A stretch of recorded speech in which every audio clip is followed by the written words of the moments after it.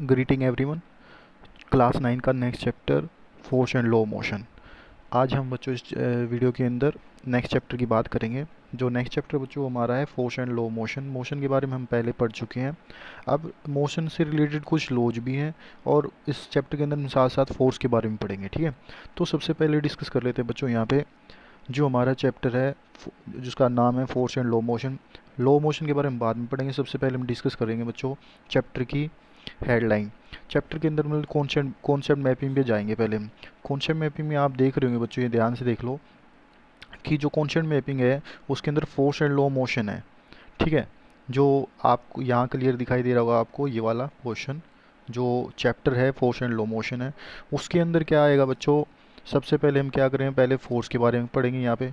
Force के बाद जो है उसके जो राइट हैंड साइड में वो न्यूटन के लॉज मोशन, जो मोशन के जो लॉ दिए थे वो न्यूटन एक साइंटिस्ट है उसने दिए थे। ठीक है, फिर जो फोर्स है बच्चों फोर्स के बारे में पढ़ के फोर्स का फॉर्मूला रीड करेंगे यहाँ से, और फॉर्मूला रीड करने के बाद उसकी यूनिट रीड करेंगे। उसके बाद दो टाइप की आपकी क्या होती है फोर्स होती है, बैलेंस और अनबैलेंस। उसके बारे में बात करने के बाद बच्चों हम फिर न्यूटन के लॉ के बारे में डिस्कस करेंगे। जो न्यूटन का फर्स्ट लॉ है फिर वो पढ़ेंगे, उसके बाद सेकंड लॉ, न्यूटन का थर्ड लॉ। ऐसे करके जो आपका जो फर्स्ट लॉ है, फर्स्ट लॉ के अंदर हम दो चीज़ें और पढ़ेंगे, इनर्शिया और मास। मास के बाद बात करेंगे बच्चों जो सेकंड लॉ है उसमें आता है मोमेंटम। मोमेंटम की डेफिनेशन के ऊपर आपका सेकंड लॉ है। ऐसे ही थर्ड लॉ के साथ आपका जो है थर्ड लॉ के बाद जो बात आती है उसकी डेफिनेशन करेंगे नीचे, और लॉ कंजर्वेशन मोमेंटम करेंगे। बाकी जो भी इस चैप्टर के अंदर हम करेंगे डिटेल में वो सारा का सारा क्या करेंगे इसके बेस पे न्यूमेरिकल भी करेंगे। जो जो फॉले आएंगे बच्चों उसके बारे में हम डिस्कस करेंगे। सबसे पहले बात करते हैं फोर्स के बारे में। फोर्स देखो मैंने यहाँ पे ऊपर मेंशन किया हुआ है कि जो फोर्स है हमारी यहाँ पे ये वाली, ये जो फोर्स है इसके बारे में पढ़ेंगे। सबसे पहला जो टॉपिक आता है बच्चों नीचे यहाँ पे फोर्स। जो फोर्स है बच्चों होती क्या है, फोर्स की आप ये डेफिनेशन अपनी नोटबुक में जरूर नोट डाउन करना। जितना भी ये चैप्टर है ये सारा चैप्टर आप यहाँ से नोट डाउन कर सकते हो अपने फेयर कॉपी में। ठीक है, तो हम चलो सबसे पहले डेफिनेशन की तरफ चलते हैं फोर्स की। फोर्स होती क्या है, आपने लोअर क्लास में पढ़ी थी बच्चों। फोर्स होती क्या है एक्चुअली, फोर्स देखो बच्चों फोर्स होती है, force it is the force that enable us to do any work. Force क्या होती है, टू पुश करना या पुल करना। आगे इसमें लिखा हुआ है to do any thing either pull or push of the object, therefore pull or push is called force. इसका कहने का मतलब क्या है बच्चों, फोर्स आपने 8 क्लास में पढ़ी थी। जब भी किसी बॉडी को आप, मान लो मेरे पास भी कोई बॉडी है, ठीक है, इस बॉडी पे आप जैसे फोर्स लगाते हो, फोर्स लगाने से बॉडी क्या करेगी, मान लो ये ए पॉइंट है तो किसी दूसरे पॉइंट बी पे चली जाती है। जब किसी दूसरे पॉइंट बी पे चली जाती है तो इसके ऊपर क्या लगती है, फोर्स लगती है। अब बच्चों मैंने यहाँ पे फोर्स की डेफिनेशन बता दी ऊपर क्लियरली, आप वहाँ से क्लियरली इसको नोट डाउन कर सकते हो। फोर्स होती क्या है, जब किसी बॉडी पे जब किसी बॉडी, जैसे मेरे पास ये ए पॉइंट पे बॉडी है, ए पॉइंट पे जो बॉडी है बी पॉइंट पे चली जाती है। जो बी पॉइंट पे चली जाती है तो उसका मतलब क्या हुआ है, आप उसको पुश कर रहे हो, पुश करने से क्या हुआ, ये बी पॉइंट पे चली गई, ये बी पॉइंट पे आगे की तरफ चली गई। सिमिलरली अगर हम कह देते हमारे पास ये बॉडी होती, अगर मैं कह देता आप हमारे पास बॉडी वही है सेम, अब आप इसको पुल कर रहे हो अपनी तरफ, खींच लो ऐसे। ठीक है, इस वाले केस में क्या हो रहा था बच्चों, पुश, और इस वाले में क्या हो रहा था, इसमें क्या हो रहा है, पुल हो रहा है। जब आप इस बॉडी को अपनी तरफ खींचोगे ऐसे स्ट्रेच करोगे तो इसमें क्या हो रहा है, पुलिंग हो रहा है।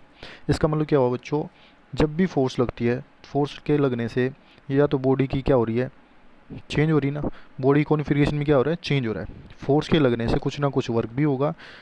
वर्क कैसे हुआ, एक पॉइंट से दूसरे पॉइंट पे चली गई, वर्क होगा।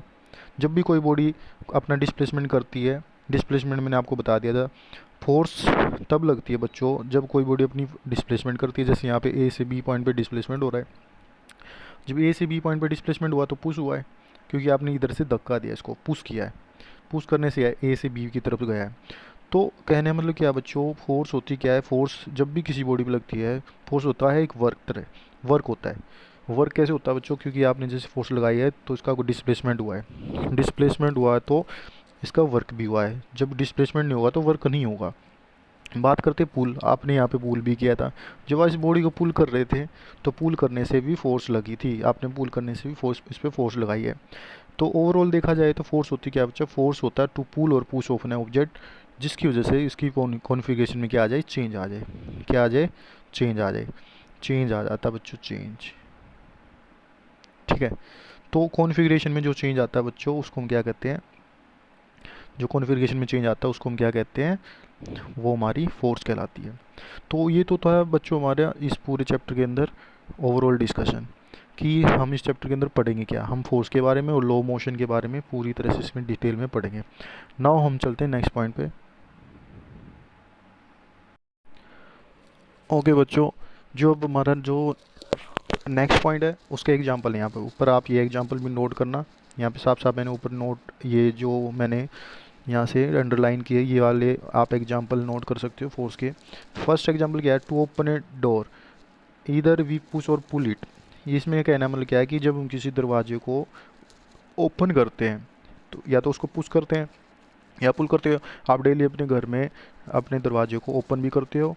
ठीक है, जब ओपन करते हो तो मतलब क्या होता है, या तो पुश करके करते हो या फिर पुल करके करते हो। तो इस ऐसे करने से क्या होगा, आपका फोर्स लगता है वहाँ पे। और एग्जांपल क्या है, ड्रो, जो आपकी टेबल के अंदर ड्रोवर होते हैं बच्चों, यहाँ पे लिखा हुआ है ये वाला पॉइंट कि जो ड्रो होता है बच्चों यहाँ नीचे, ड्रो ड्रोवर होता है, उसको जब आप पुल करते हो, ओपन करते हो तो पुल करते हो, और जब पुश करते हो तो मतलब वो अंदर की तरफ जाता है। क्लोज करने से वो अंदर चला जाता है और ओपन करने से वो बाहर की तरफ आ जाता है। ये इसके दो एग्जांपल आपके बच्चों। ठीक है, नेक्स्ट है effect of force. Next topic पे आते हैं बच्चों, इफेक्ट ऑफ फोर्स, ये वाला। अब फोर्स के कौन कौन से इफेक्ट है, मतलब कि फोर्स जब लगती है तो क्या क्या इफेक्ट हो सकते हैं। तो सबसे पहला पॉइंट है बच्चों ये वाला, आपका फर्स्ट पॉइंट क्या है, force can move a stationary body.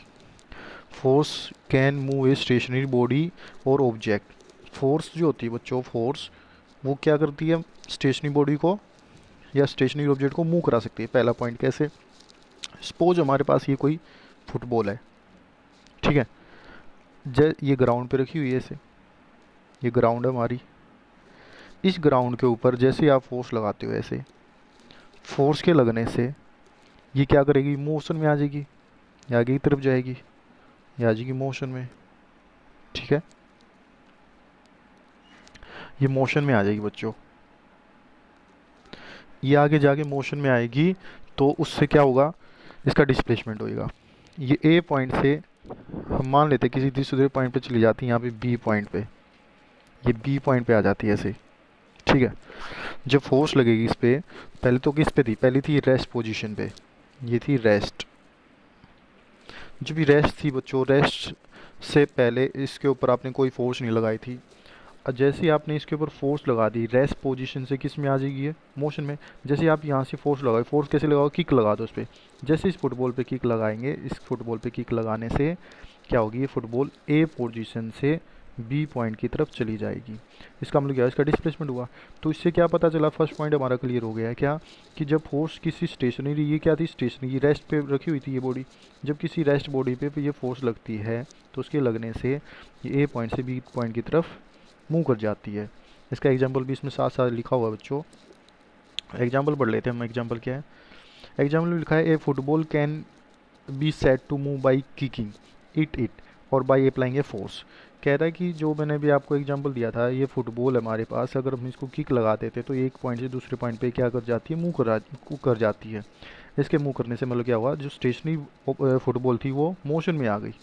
वो क्यों आई, क्योंकि फोर्स की वजह से आई है। ठीक है, नेक्स्ट पॉइंट पे चलती है। जो नेक्स्ट पॉइंट है बच्चों वो हमारा क्या है, सेकंड पॉइंट पे आते हैं बच्चों। सेकंड पॉइंट देखो, force can stop, second point यहाँ है, force can stop a moving body. अब कह रहा है जो ये फोर्स होती है ये मूविंग बॉडी को भी स्टॉप कर देती है।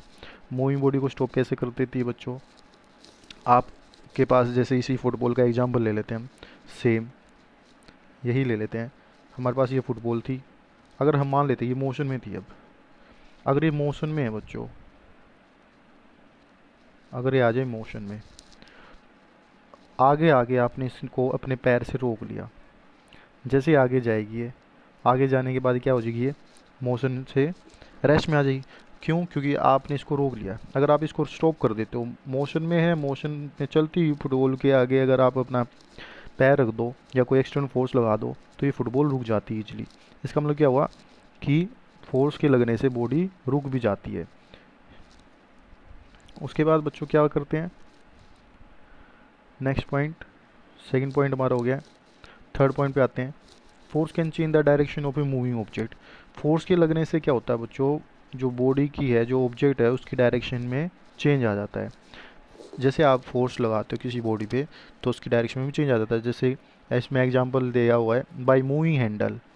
जब आप हैंडल को मूव कराते हो, मान लो आप साइकिल चला रहे हो, बाईसाइकिल चला रहे हो, ये एग्जाम्पल पढ़ना बच्चों यहाँ नीचे, ये वाला पूरा एग्जाम्पल पढ़ना है, ये वाला पूरा एग्जाम्पल पढ़ना है आपको। यहाँ जो मैंने लिखा इसमें कि by moving handle the direction of A running bicycle can be change. इसका मतलब क्या है कि जब आप बाईसाइकिल को रन कराते हो, जब उसका हैंडल मूव कराते हो, मतलब चेंज कराते हो उसकी डायरेक्शन को, तो उसकी डायरेक्शन चेंज करने से क्या हो रही है, फोर्स की वजह से हो रही ना।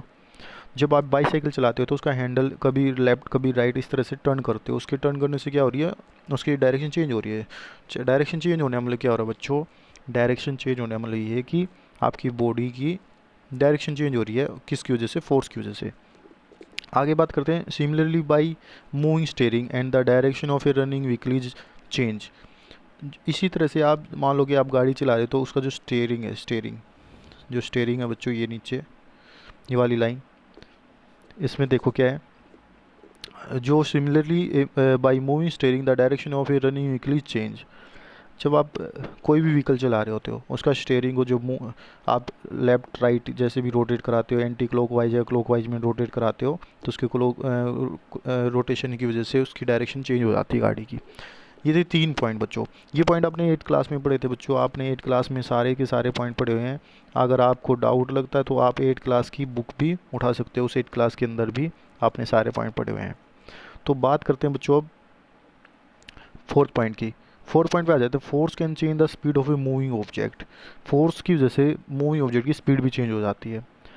कैसे, जैसे कि आप बस में बैठे हो या गाड़ी चला रहे हो, अगर ये मान लो आपकी कोई गाड़ी है, ठीक है, अगर आप इसको एक्सेलेट करा देते हो मतलब रेस देते हो, तो इसकी स्पीड आप इंक्रीज और डिक्रीज कर सकते हो। अगर इस गाड़ी में ब्रेक लगा देते हो, ब्रेक लगा देंगे तो क्या हो जाएगी, रुक जाएगी। ऐसे होने से क्या हो जाएगा, इसकी स्पीड कभी इंक्रीज हो रही कभी डिक्रीज। आप जब गाड़ी चलाते हो, गाड़ी चलाने से क्या होता है, उसकी स्पीड बढ़ भी जाती है, उसकी स्पीड डिक्रीज भी हो जाती है। इस तरह से आप ये 4 पॉइंट नोट डाउन कर सकते हो। नाउ नेक्स्ट पॉइंट पे आते हैं बच्चों, 5th point, force can change the shape and size of an object. Force की वजह से ना ऑब्जेक्ट की शेप और साइज में भी चेंज आ जाता है। कैसे, अगर मैंने मान लिया मेरे पास कोई प्लास्टिक की बॉल है, ठीक है, आपने इसके ऊपर किसी हैमर से इसको मार दिया। अगर आप इसको किसी हैमर से मार देते हो, ठीक है, किसी हैमर से अगर आप इस पे फोर्स अप्लाई कर देते हो, तो इस बॉडी की जो शेप वो क्या हो जाएगी, चेंज हो जाएगी। तो इसका मतलब कहने मतलब क्या है कि इस बॉडी की शेप चेंज हो गई। शेप चेंज होने से क्या हो गया, इसका साइज़ भी चेंज हो गया। तो इसका मतलब क्या हुआ बच्चों, इसका एग्जांपल भी ले लेते साथ साथ में।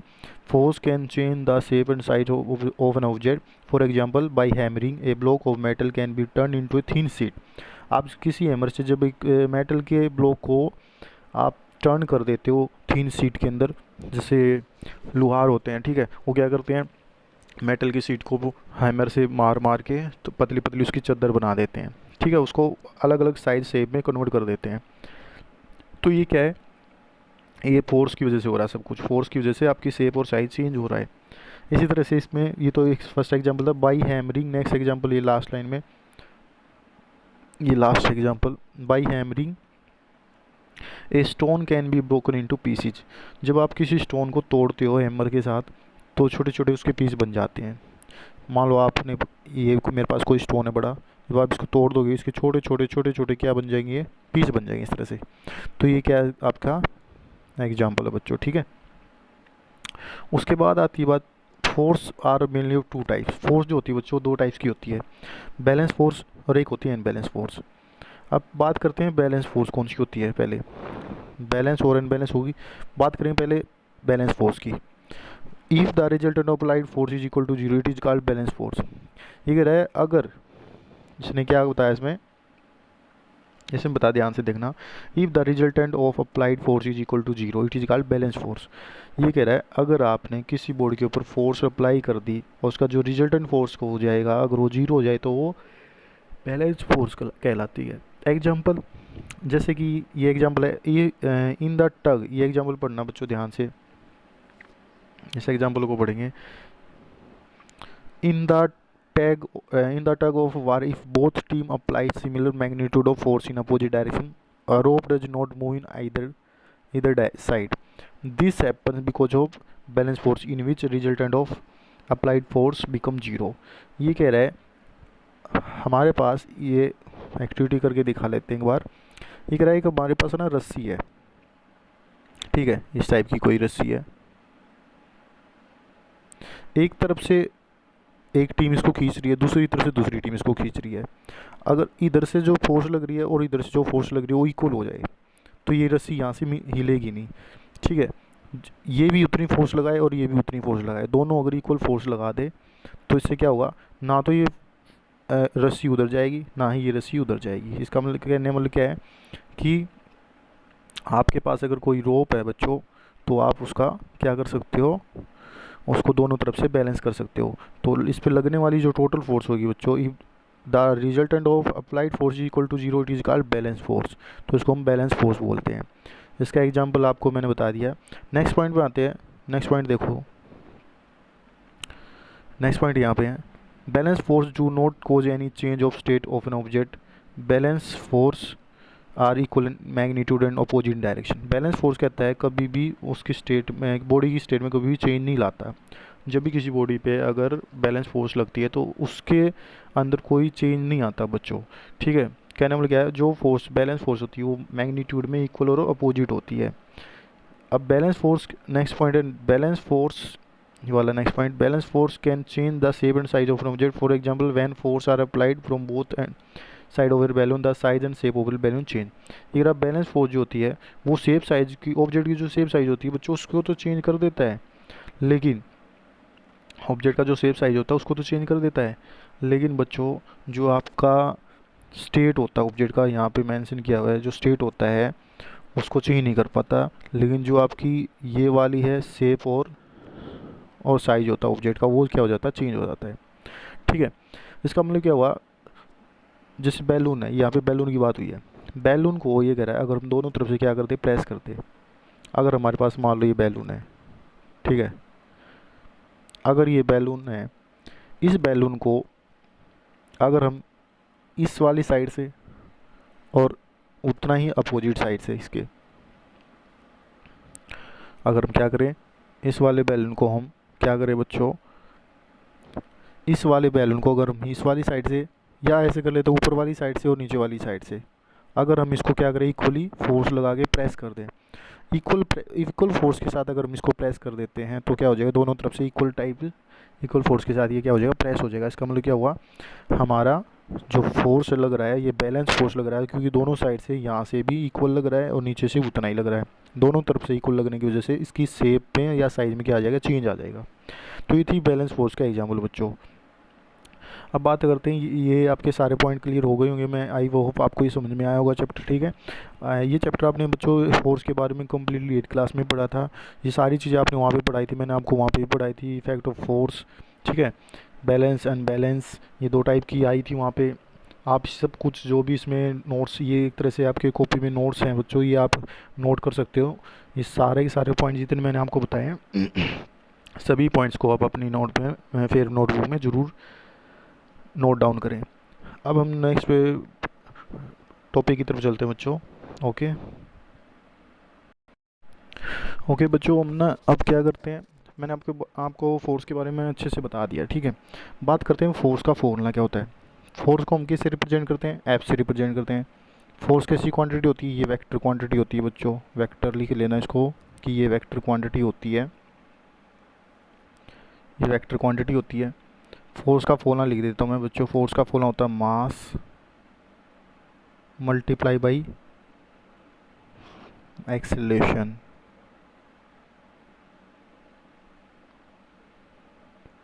आप इसको लिख लेना बच्चों, 1 मिनट,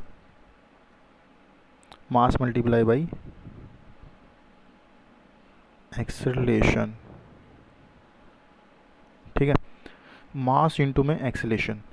फोर्स का फॉर्मूला याद रखना बच्चों, फोर्स का फॉर्मूला जो होता है मास इंटू एक्सेलरेशन, आपको ये भी साथ में ऐड करना है इसमें, फोर्स का फॉर्मूला मास इंटू एक्सेलरेशन होता है। मैथमेटिकली हम इसको अगर रिप्रेजेंट करें तो किस तरह से रिप्रेजेंट करेंगे, देखो फोर्स इक्वल टू मास को हम किससे रिप्रेजेंट करते हैं, एम से मल्टीप्लाई बाई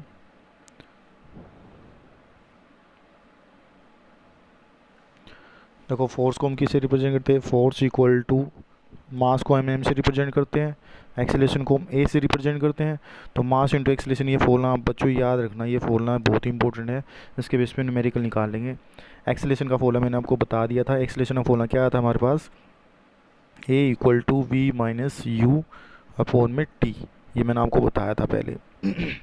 ये वीडियो के अंदर देखना बच्चों, मोशन वाले चैप्टर में मैंने एक्सेलेरेशन का फॉर्मूला बताया था। एक्सेलेरेशन होता है चेंज इन वेलोसिटी अपॉन में टाइम। ये एक्सेलेरेशन का फॉर्मूला अगर आप यहाँ पे रख दो तो हमारा नया फॉर्मूला और बन जाएगा, ठीक है। अब नया फॉर्मूला क्या बन सकता है देखा जाए तो, अगर हम फॉर्मूला बनाएं एक तरह से देखा जाए तो 2 मिनट के लिए, मास इंटू में एक्सेलेरेशन, एक्सेलेरेशन का फॉर्मूला रख देते हैं V minus U, V minus में यू, एक मिनट के लिए sorry, force equal to mass into में एक्सेलेरेशन, ठीक है। अगर हम यहाँ पे इसकी एक्सेलेरेशन की वैल्यू पुट करें तो क्या आ जाएगा, मास इनटू में वी माइनस यू अपॉन में टी, ये आ जाएगा बच्चों, ये फॉर्मूला ही बन जाएगा। तो आप इस फॉर्मूले को जरूर नोट डाउन करना। अब हम इसकी यूनिट निकालेंगे बच्चों, फोर्स की यूनिट कैसे निकालते हैं, फॉर्मूले से निकलेगी।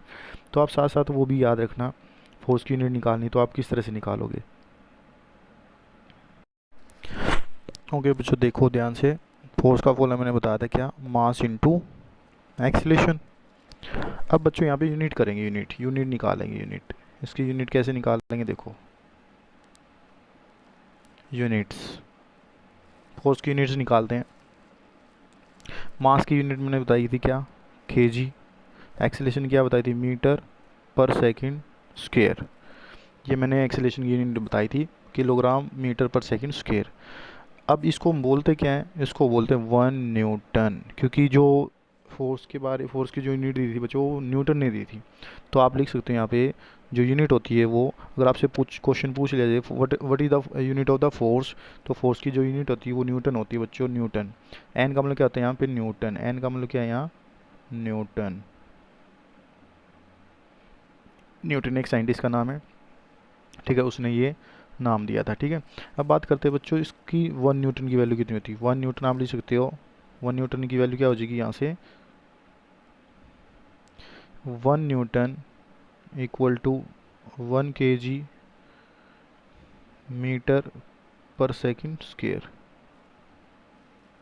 पर second square, 1 kg metre per second square, ये 1 न्यूटन की वैल्यू बच्चों, ठीक है। आप इसको भी जरूर नोट करना कॉपी में, क्योंकि इसके बेस पे न्यूमेरिकल्स आएंगे, ठीक है। बाद में हम न्यूमेरिकल्स करेंगे नेक्स्ट वीडियो में।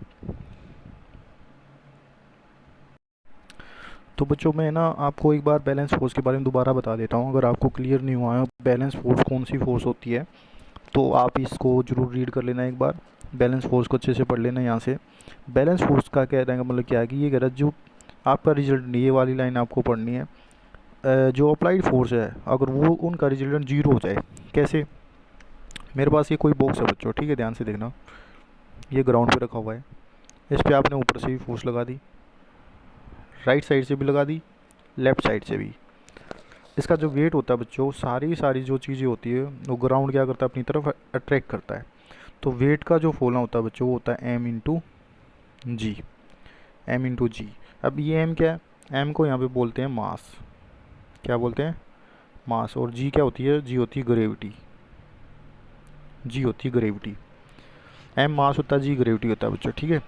तो अब मैंने मान ली यहाँ पे जो फोर्स लग रही है वो F1 लग रही है, इधर से जो लग रही है वो F2, यहाँ से जो लगा दी वो है F3, और नीचे से जो लग रही है वो F4, जो कि mg के इक्वल होती है F4। अगर कहा जाए, अब आपसे कह दिया जाए इनका सभी का सम क्या हो जाए, जीरो के इक्वल, अगर ये फोर्स ऊपर वाली नीचे वाली फोर्स के इक्वल हो जाए, लेफ़्ट वाली और राइट वाली फोर्स के इक्वल हो जाए, तो उस केस में क्या होगा बच्चों, उस केस में देखो ध्यान से, आपकी देखो फोर्स कौन सी है, F1 F2 के इक्वल हो जाए, और F3 F4 के इक्वल हो जाए, या तो आप ऐसे कह दो, ऐसे नहीं कह सकते तो आप ऐसे भी कह सकते हो, जो आपकी फोर्स है F1 plus F2 plus F3 plus F4। अगर इन सभी फोर्स का सम अगर जीरो के इक्वल आ जाता है तो हम कह देंगे कि जो हमारी फोर्स लगने वाली फोर्स वो क्या है, वो बैलेंस फोर्स है। अगर ये नहीं आती जीरो के इक्वल तो वो बन जाएगी आपकी अनबैलेंस। कहने मतलब क्या बच्चों, जो हमारा ये मैंने बॉक्स बनाया था यहाँ पे, इस बॉक्स में अगर ऊपर और नीचे, ठीक है, इधर से राइट से और लेफ्ट से चारों तरफ से इस बॉक्स के ऊपर लगने वाली फोर्स का अगर सम जीरो के इक्वल आ गया तो ये बैलेंस फोर्स है। क्योंकि ये बॉक्स ना तो इधर जाएगा, ना तो इधर जाएगा, ना ही उधर जाएगा, ना ही नीचे जाएगा, ना ही ऊपर जाएगा, कहीं पे भी नहीं जा सकता। तो इसका मतलब क्या हुआ, हमारा ये बॉक्स मूव नहीं करेगा। अगर मूव नहीं करेगा तो इसके ऊपर लगने वाली सभी फोर्स का सम क्या हो रहा है, जीरो हो रहा है। तो आप इस एग्जाम्पल को भी रीड करना, मैंने इसमें नोट्स में लिखे हुए हैं साफ साफ, आप वहाँ से नोट डाउन जरूर कर लेना। आप इस तरह से इसको समझ सकते हो, ठीक है। बात आती है बच्चों, मैंने बैलून का और एग्जांपल दिया था आपको। अब बैलून की बात हो रही थी, हमारा बैलून था ये, ठीक है।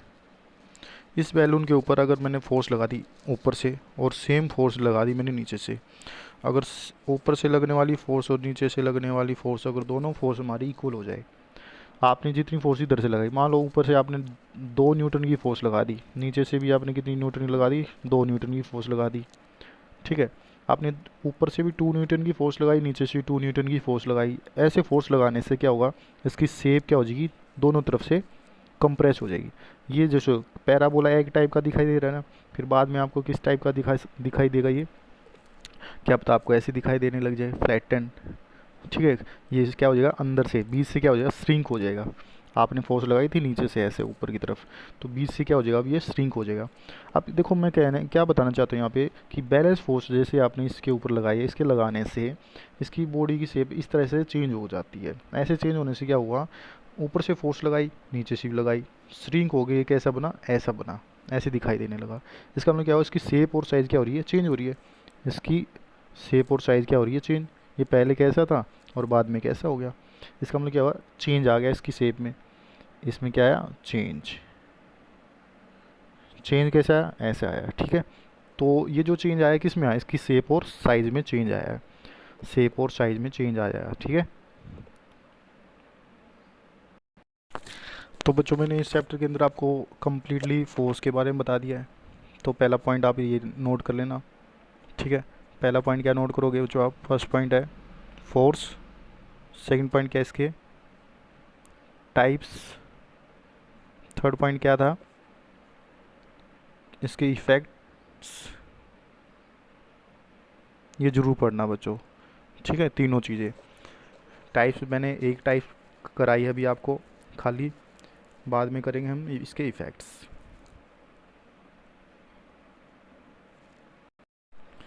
तो बच्चों अब जो सेकंड टाइप है वो आती है अनबैलेंस फोर्स। यहाँ ऊपर से आप रीड करना इसको, अनबैलेंस फोर्स कौन सी फोर्स होती है। मैंने डेफिनेशन उसमें बता दी थी आपको, सेम टू सेम, बस इसमें आपको क्या करना है, उसकी और इसकी डेफिनेशन में बस आपको क्या करना है, उसमें मैंने बताया था जो टोटल फोर्स का रिजल्टेंट है वो जीरो हो जाए, लेकिन इसमें जीरो नहीं होना चाहिए, इसमें ग्रेटर देन जीरो होना चाहिए। अगर फोर्स जीरो ना हो या फिर फोर्स जीरो से क्या हो, बड़ी हो, या तो फोर्स जीरो ना हो या फोर्स क्या हो, जीरो से बड़ी हो, तो उस केस में आपका क्या हो जाएगा, फोर्स अगर जीरो से बड़ी कितनी हो सकती है, 1 2 3, 1 हो सकती है, 2 न्यूटन की हो सकती है, 3 न्यूटन की हो सकती है, इस तरह से आपकी फोर्स हो सकती है। तो बच्चों अब हम जो बात करेंगे अनबैलेंस फोर्स की बात करेंगे।